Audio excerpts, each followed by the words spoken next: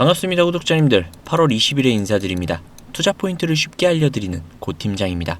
지금 삼성전자 안에서 벌어지고 있는 싸움, 아마 대부분은 자세히까지는 모르고 계실 겁니다. 노조가 정부의 호남 반도체 공장 건설에 반대하고 나섰습니다. 회사가 공장을 짓겠다는데 노조가 막아선 겁니다. 경영자 총협회는 지난 17일 곧바로 반격을 했죠. 공장을 어디에 지을지, 성과급을 얼마나 줄지, 이건 애초에 노조가 끼어들 문제가 아니라고요. 여기에서 핵심만 말씀드리도록 하겠습니다. 이번 다툼의 실체는 노조가 이걸 걸고 파업을 할 수 있느냐입니다.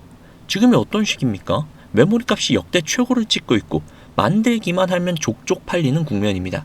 이 타이밍에 라인이 멈추면 그 손실은 도저히 계산이 안 됩니다. 단순히 회사 하나의 손실이 아니라 국가적인 손실이기 때문이죠. 주가에는 아직 제대로 반영이 되지 않았습니다. 그래서 오늘 짚고 넘어가야 합니다. 자, 지난밤 뉴욕 시장에서 미국 국채 30년물 금리가 장중에 5.3%가 넘게 치솟았습니다. 이게 어느 정도 수준이냐면은 2007년 이후 무려 19년 만에 가장 높은 자리입니다. 미국과 이란의 협상이 중단이 되면서 국제유가가 다시 오르기 시작을 했고, 유가가 오르니까 물가가 다시 자극이 될 거라는 우려가 커져났습니다. 그 우려가 채권 금리를 밀어 올린 겁니다. 여기서 미국의 재정 적자 확대로 국채 발행 물량이 늘어난다는 부담, 그리고 AI 데이터 센터 건설 자금을 회사채로 조달하는 빅테크들의 수요까지 겹쳤습니다. 쉽게 이야기를 하자면 세계의 압력이 동시에 채권 시장을 누르고 있는 셈입니다. 그 결과 뉴욕 증시 3대 지수가 사흘 내내 내려앉았고 나스닥은 1.3% 가까이 하락을 했습니다. 그런데 여기서 중요한 것은 지수의 낙폭이 아니라 어떤 업종이 맞았느냐입니다. 다우존스는 고작 0.2% 정도 하락하는데 그쳤는데 반도체는 훨씬 더 크게 무너졌죠. 자, 그럼 여기에서 이제 주주분들이 많이 궁금해하시는 점, 금리가 오르면 도대체 왜 반도체가 유난히 아플까요? 이유는 두 가지가 있는데요. 첫 번째는 할인율 문제입니다. 주식의 가치는 결국 미래에 벌어들일 돈을 현재 가치로 끌어와서 계산을 하는 거잖아요. 이때 나누는 값이 바로 금리인데, 금리가 올라가면 나누는 숫자가 커지겠죠. 그렇기 때문에 똑같은 미래의 이익이라고 해도 오늘 값어치가 떨어져서 보이는 겁니다. 그래서 미래 성장 기대가 주가에 많이 반영되어 있는 기술주, AI 관련주일수록 금리에 굉장히 민감하게 반응할 수밖에 없죠. 삼성전자처럼 앞으로 몇 년치 HBM과 파운드리 성장이 주가에 선반영된 종목은 이 계산기에 정직하게 걸립니다. 자, 두 번째는 자본 집약 산업이라는 점인데요. 이게 단어 자체가 조금 어려운데 좀 쉽게 한번 설명을 해드리자면, 반도체는 공장을 하나 짓는데 수십조가 들어가잖아요. 그쵸? 그런데 이 수십조를 무조건 다 현금 박치기를 할 수 없단 말이에요. 그래서 이제 대출을 받아야 하는데 금리가 오르면 대출 이자도 올라가겠죠. 수십조 원인데 1%만 올라도 수천억이 오르는 거예요. 이렇게 조달 비용 자체가 어마어마하게 올라갑니다. 그래서 투자 회수 계산이 통째로 흔들린다는 거죠. 이 두 가지가 겹치면서 어제 미국에서는 마이크론과 샌디스크, 웨스턴 디지털이 어마어마하게 빠졌고, 필라델피아 반도체 지수 역시도 628포인트 넘게 하락을 했습니다. 여기서 한 발자국 한번 더 들어가 보자면, 장기 금리 상승은 미국만의 현상은 아니에요. 일본의 국채 금리는 30년 만에 최고 수준까지 올랐고, 독일과 프랑스 같은 유럽 주요국의 장기 국채 금리도 수십 년 만에 높은 자리까지 올라왔습니다. 글로벌 채권 시장 전체가 동시에 부담을 받고 있는 뜻입니다. 이게 왜 중요하냐면요. 특정 국가의 일회성 이벤트라면 하루 이틀 만에 어느 정도 정상화가 되겠지만, 지금은 전 세계 채권 시장이 같은 방향으로 움직이고 있다는 거예요. 구조적인 흐름일 가능성이 있다는 겁니다. 시장에서도 채권 금리를 끌어올리는 요인들이 당장 내일 사라질 성질의 것은 아니라는 지적이 나오고 있습니다. 다만 반대적인 시각도 분명히 있죠. 기업의 이익과 마진이 여전히 견고하기 때문에 금리가 일정 범위 안에서만 움직인다면 증시의 중장기 상승 기반까지 훼손되는 건 절대 아니라는 평가도 있죠. 통상 한 4에서 5% 구간을 정상적인 구간으로 보는데, 지금은 이 상단부에 좀 근접한 상태라는 거죠. 그렇기 때문에 위험 구간까지는 들어섰지만 여전히 예상 범주 내다 라고 이야기를 하고 있습니다. 사실 이것뿐만이 아니라 한 가지 이슈가 또 있는데요. 바로 국내 이슈입니다. 반도체 슈퍼사이클 한복판에 노사 문제가 다시 한번 수면 위로 올라왔습니다.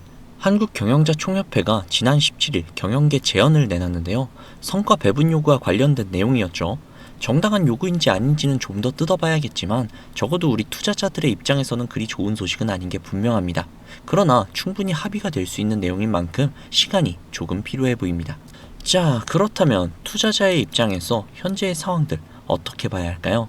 저는 이 사안들을 단기 주가 재료가 아니라 중기 리스크 체크리스트에 올려두시라고 말씀드리고 싶습니다. 지금 당장 생산 차질이 나는 상황은 절대 아닙니다. 다만 메모리 수급이 타이트한 국면에서 국내 노사 갈등이 격화가 된다면 그건 곧바로 공급 차질 우려로 연결이 될 수 있죠. 반도체는 라인을 한번 중지를 하면 재가동과 정상화에 추가 시간이 드는 산업이기 때문에 시장이 예민하게 반응할 여지가 있습니다. 그렇다 해도 오늘의 가장 중요한 핵심 안건은 역시 금리겠죠. 물론 삼성전자의 비전은 여전히 살아있고 확고합니다.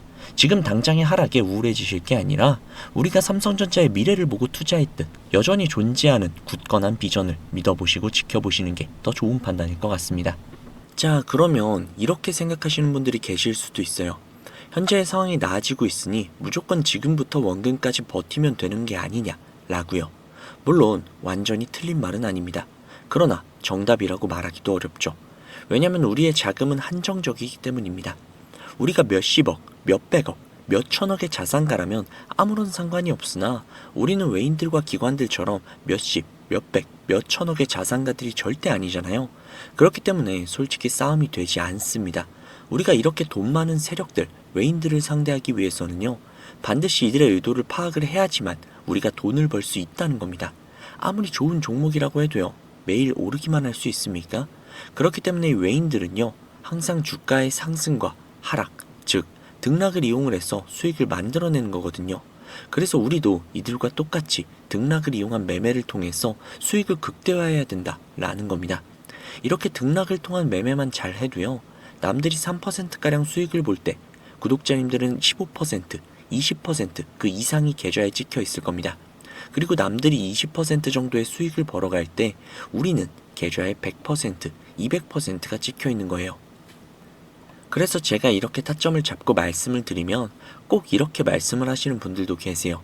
아니 고 팀장, 너는 꼭 올라가면 팔라고 하더라. 더 올라갈 것 같은데. 혹은 너는 꼭 내려가면 사라고 하더라. 더 떨어지면 어떡해? 라고요. 그런데 구독자님들, 이게 바로 외인들과 세력들의 매매 방법이고요. 이게 바로 돈을 벌 수 있는 그런 투자 방법이에요.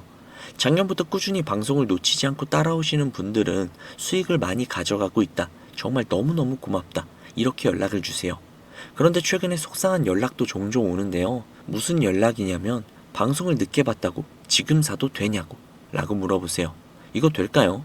안 됩니다. 정말 잘못하면 엄청나게 큰 손실을 볼 수도 있거든요. 저한테 가장 중요한 게 뭐냐면요. 수익? 정말 중요하죠. 그렇지만 이건 1순위가 아니에요. 1순위는요. 바로 리스크 관리입니다. 이 리스크 관리 정말 중요해요. 수익 보는 것보다도 훨씬 더 중요합니다. 저는 정말 많은 투자자분들이 잃지 않는 투자를 하셨으면 좋겠거든요. 그렇기 때문에 제가 매도 타점을 전부 다 잡아드리는 겁니다. 어쨌든 소통방에 계신 분들은 문제가 없는데 요즘 혼자 손실 보시고 따로 뒤늦게 연락을 주시는 분들이 너무 많아서 제가 오늘 한 번 더 말씀드리도록 하겠습니다. 구독자님들, 여기 지금 화면 상단부에 번호 보이시죠? 종목에 물려 계신 분들, 그리고 본업 때문에 실시간으로 대응이 어려우신 분들, 그 외에도 정말 너무나도 수익이 간절하신 분들은 이 번호로 문자 한 통씩만 보내주세요. 제가 뭐 1억 천금을 만들어 드리겠다, 억만금을 벌어 드리겠다, 이런 약속은 절대 드리지 못하지만 단 1%라도 수익을 끌어올리고 단 1%라도 손실을 줄일 수 있는 효율적인 투자의 해답을 보여드리도록 하겠습니다. 여기 상단부에 보이시는 010-2679-7056 010-2679-7056 이 번호로 수익이라고 적어서 문자 보내주시면요, 제 구독자님들이 방송을 보시고 연락을 주셨구나 라고 생각을 하면서 그분들 한 분 한 분께 매도 타점 장중에 나올 때마다 다이렉트로 바로바로 보내드릴게요. 지금 운영 중인 소통방에 나가는 타점 동일하게 보내드릴 겁니다. 이렇게만 하면 수익을 놓치시는 분들 없이 모두 다 가져가실 수 있겠죠. 그리고 주기적으로 소소하게 용돈을 챙기실 수 있게끔 단기 급등주도 챙겨드리고 있으니까요. 혼자서 투자하시기 힘드신 분들은 위에 보이시는 번호로 수익이라고 적어서 문자 넣어주세요.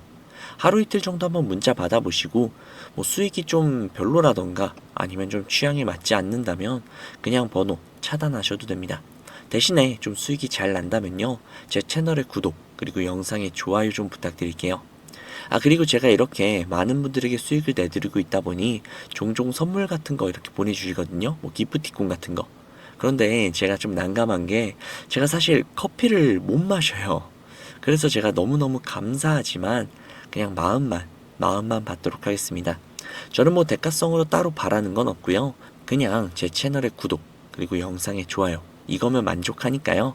이 정도는 좀 부탁드려도 괜찮잖아요. 그쵸? 그리고 간혹 가다가 몇몇 분들이 또 물어보세요. 주식을 그렇게 잘하면 그냥 너 혼자 해먹지. 왜 남들에게 알려주냐고. 뭐 그렇게 생각하실 수 있습니다. 그런데 제가요, 주식으로 과거에 빚만 3억 정도를 졌었거든요. 진짜 좀 안 좋은 생각도 많이 하고, 뭐 한강을 가야 되나 라는 생각까지도 했었어요. 그런데 그때를 제가 돌이켜보면 저한테 주식 투자에 대해서 알려주시는 분들이 단 한 분도 계시지 않았어요. 저는 정말 그때가 너무나도 외롭고 힘들었거든요.